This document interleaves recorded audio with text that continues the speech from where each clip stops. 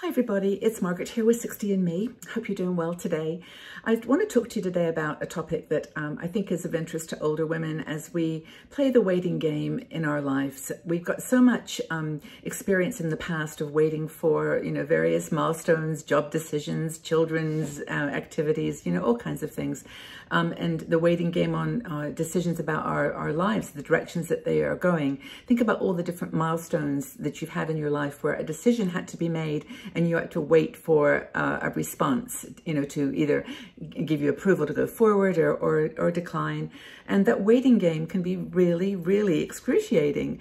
I know in my experience, waiting for job decisions where you really wanted a position and it took several weeks for the decisions to be made, you sort of really had to struggle to keep things together, in worrying about the outcome. But as we get older, it's different kinds of waiting games, different kinds of decisions, but it's still the same struggle. And I think it can be very painful and, just challenging emotionally. Sometimes when you're dealing with them on your own, when you're younger, you're kind of in a crowd, you've got your friends, you've got your perhaps, family and husband and partner, and, or you've just got, ways of coping with that kind of waiting game. But then as you get older, some of them are more serious. Now, Becky Cohen-Vargas is one of our bloggers, and she wrote this article on tips you can use to stay positive during a waiting game period. Now, in her case, it was a medical decision or a medical outcome that she was waiting for, and it inspired her to write this article because a lot of women, in our community are dealing with, the different illnesses and chronic diseases that they have to go and get tests for and wait for the results. She had to do that. And so she wrote this article, and I think it's really, really helpful. There's of course, other decisions that we're awaiting for in our 60s. A lot of them have to do with our families and their milestones. When one of your children is, adult children is looking for a new job or making a decision to move house, and they're waiting for that phone call that says, yes, you got the job. Yes, you're moving to Thailand or somewhere really far from you. That waiting game becomes your waiting game as well. And there's some ways that that Becky talks about where you can appreciate this process of waiting calmly and to make it less agonizing. And so unlike waiting for someone to call with yes, I would like to go out with you, or something that's like sort of relatively straightforward. It's like where one call maybe leads to another and another, and then decisions and the waiting game gets complicated. So how do you make the waiting easier? Okay.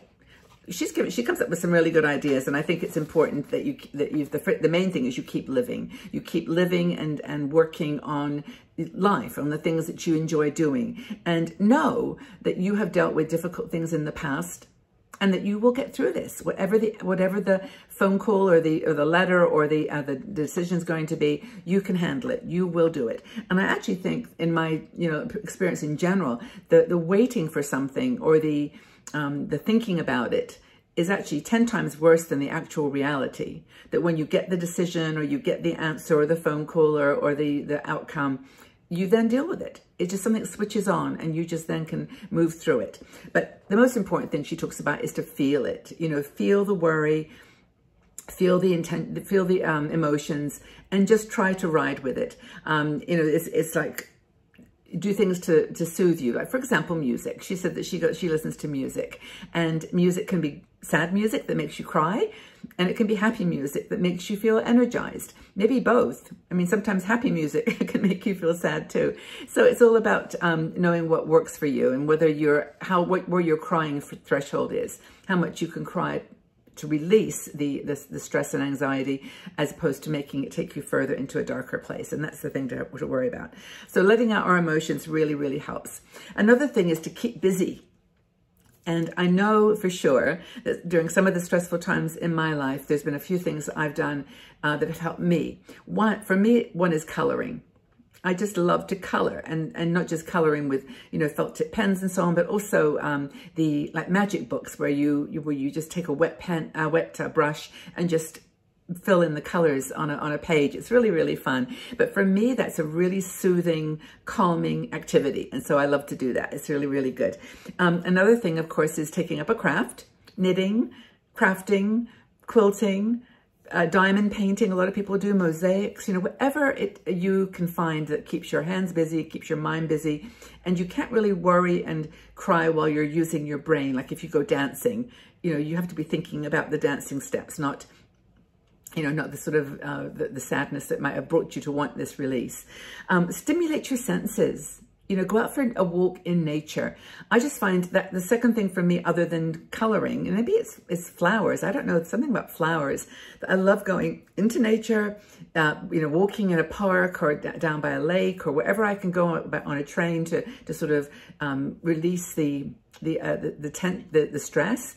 But there is something about flowers. I think as we get older, I remember reading or listening to a talk by a man called Alain de Botton, and he runs something called the School of Life. And it's just a fantastic group, and he's an amazing man. He's an author. But he commented to someone in an interview that as we get older, people really are fascinated by flowers.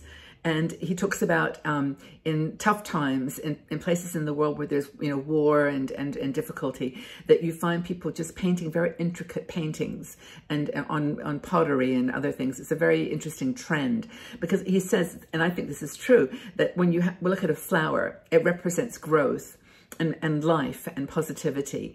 And so Becky, the author of this article that I'm referring to here, she actually plants seeds, and she really got into gardening, and that was her thing. Take deep breaths, you know, learn to meditate. You don't have to learn to meditate, you just sit and breathe and watch the thoughts and let them go. It's really, really simple. But the point here is that you can do things like with your meditation and relaxing to actually lift yourself up and stimulate your senses. She talks about reciting some helpful mantras and words. And I'm going to read some of them, because I think if you just close your eyes and kind of listen to these words, they help you feel stronger. I am strong and courageous. I can get through this. I am worthy, and I am good enough. I believe in myself and in my capabilities. I choose to feel calm and relaxed. I choose to feel calm and relaxed, instead of I choose to be reactive and you know, having emotional outbursts that creates stress and loneliness. So those are some things you can do to keep busy. And the final one is I am deserving. I am deserving of happiness. And if you say some of those mantras, put them up on pieces of paper or Post-it notes around your house. I think you'll find that it will help in the waiting game. Another thing is to tell some friend or friends. But Becky does remind you that friends are immediately going to want to help. This is what we do. I mean, someone tells you something that they're going through, they're waiting for a decision, they will then immediately try to help you, because that's what friends do. And she said, if you're not ready for that emotional support, because sometimes you don't need it at that point, you need just to wait for the outcome, and you don't know which way it's going to go. The friends will always try to be your buddies and your helpers, and just be careful, because you'll end up maybe with an overabundance of support that you just don't particularly want or need at that point. Don't share everything with everyone, is what she says. The final thing is hope. Have hope.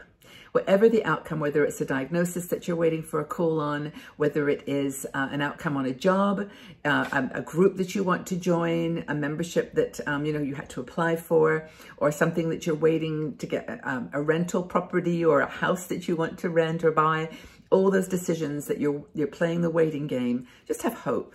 Hope that the right outcome will follow, and that it will be the right for you. If it's not the direction that you thought you wanted, then go the other direction and learn from that, and then find some other way to go, some other decision, some other opportunity. I just think that this conversation is wonderful. I mean, what are you waiting for right now? Are you waiting for anything that we can learn from? I think it'd be really fun to leave some comments in the section below and just you know, answer each other's thoughts and questions and give some support. If you're waiting for something, be patient, be strong, be confident, be hopeful, and keep busy, and you'll be okay. Do you have any tips? If you've been through this yourself, maybe you've got some tips that you'd like to share with our community. But wherever you are, whatever you're struggling with, whatever you're waiting for, hold tight. It's going to be okay.